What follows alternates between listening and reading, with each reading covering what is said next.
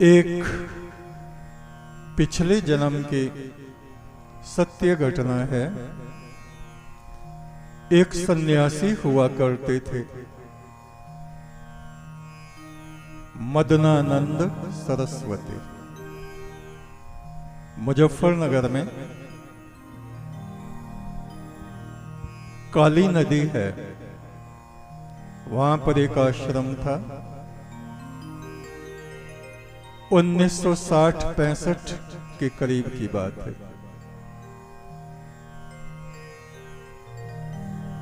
उनको गीता भी पूरी तरह से कंठस्थ थी, उपनिषदों का भी पाठ वो किया करते और सबको सुनाया करते। वे ऋषिकेश के सत्यानंद स्वामी के शिष्य थे। बचपन से ही उनकी एक आंख नष्ट थी, एक आंख के वो संत थे। पुनर्जन्म की जब चर्चा चली तो उन्होंने बताया, मेरा भी पुनर्जन्म हुआ है।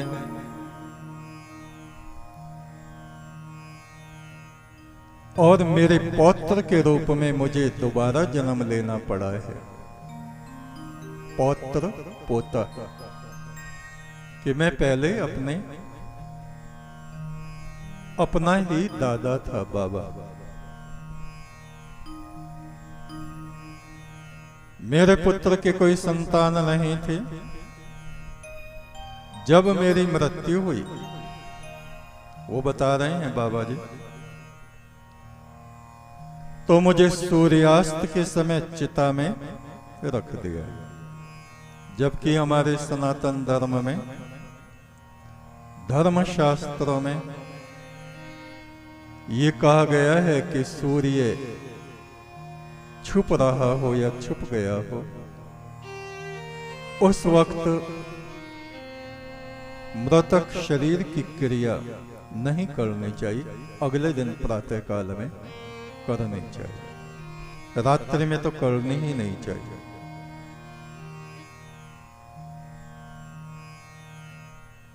ये धर्म परंपरा के, सनातन परंपरा के विरुद्ध है।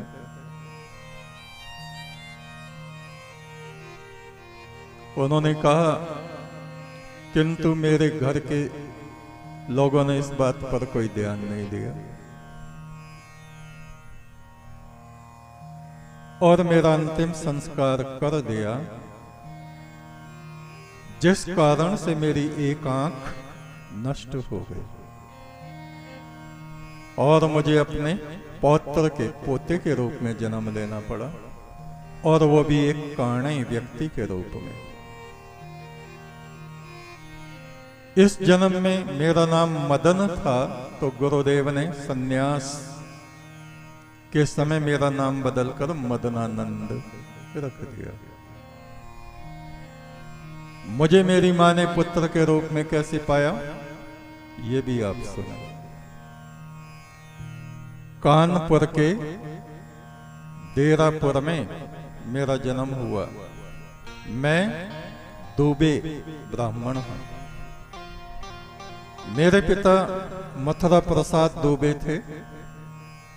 मेरे बाबा यानी दादा, जिनका ये जन्म अब है, उनका नाम था पंडित परम सुख दुबे। वे पुराने विचारों के ब्राह्मण थे।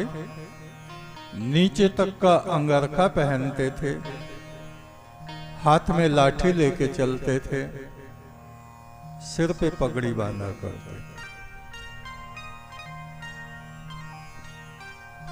वो बताते हैं, मुझसे पहले मेरी 4 बहनें हुई, मगर मेरी माता के कोई पुत्र नहीं था।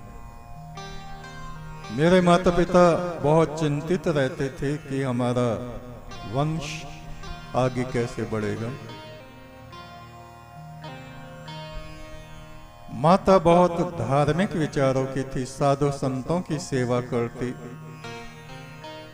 पूजा पाठ में लगी रहती, गांव के बाहर शिव मंदिर था, वहां जाके दीपक जलाते,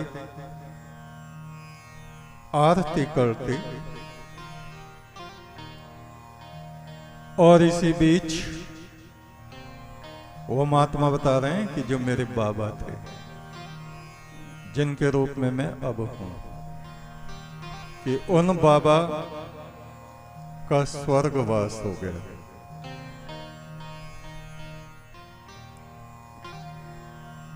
और दादाजी को शमशान ले गए सूर्यास्त में, उनको अग्नि दे दी। मरने के बाद मेरे बाबा ने मेरी मां को सपने में कहा, पुत्री तुम्हारे गर्भ से मैं ही जन्म लूंगा, मगर तुम्हारी एक भूल के कारण मेरा एक नेत्र नष्ट हो गया है, यानी मैं तुम्हारी कोख से एक काणे पुत्र के रूप में जन्म लूंगा। समय आने पर मेरा जन्म हुआ और जैसा कहा था सपने में वैसा ही हुआ। मैं ही उस जन्म में अपना बाबा था। मेरी मां को भी जीवन भर मेरे एक आंख के ना होने का संताप और दुख बना रहा। जब मैं बड़ा हुआ तो बोलने लगा, तो अपने पहले जन्म की सब बातें बताने लगा। ये मेरी लाठी है जिसको लेके मैं चलता था, ये मेरा अंगरखा है, ये मेरी पगड़ी है, ये मेरी पूजा पाठ का सामान है। पुराने पुराने गांव के और रिश्तेदारों में जो व्यक्ति थे, सबको मैंने पहचान लिया। एक जगह घर में मैंने चांदी के रुपए गाड़ के रखे थे, किसी को पता नहीं था, मुझे ही पता था। मैंने कहा देखो उस कोने में चल के खोदो, और उस जगह को खोदा, क्योंकि मेरे हाथ के गाड़े हुए थे, वे मिल गए। और मैंने गिनती भी बता दी, ये गिनती के इतने रुपए।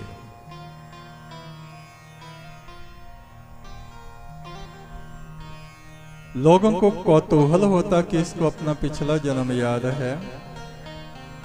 रोज की भीड़ हमारे घर पे आती, अरे ये वो पंडित हैं, अरे ये वो बाबा हैं, अरे।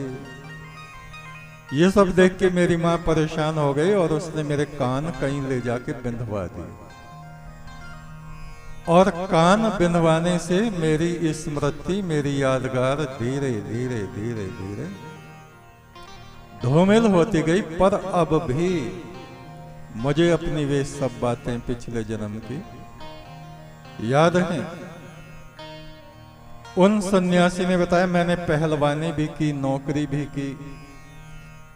अंत में मैं ऋषिकेश योगीराज सत्यानंद जी से सन्यास ले लिया। गुरुदेव ने मुझे गीता और उपनिषद पढ़ाए। आश्रम में मैंने गौओं की सेवा करके स्वयं को पवित्र और धन्य किया। थोड़ा बहुत योग अभ्यास भी मुझे गुरुदेव ने सिखाया और ईश्वर की राह का पथिक बना दिया। मुझे विश्वास हो गया कि धर्मशास्त्र के अनुसार चलने पर ही मनुष्य का कल्याण होता है, महान पुण्य उसे मिलता है, और उसके विपरीत आचरण करने से महान पाप और अनिष्ट की प्राप्ति होती है। अतः हम सभी को धर्म का आचरण करना चाहिए, गुरु की आज्ञा में चलना चाहिए, अपने जीवन को पवित्र और उच्चता में ले जाना चाहिए। कभी भी धर्म के विरुद्ध कोई आचरण नहीं करना चाहिए। एक तू सच्चा, तेरा नाम सच्चा।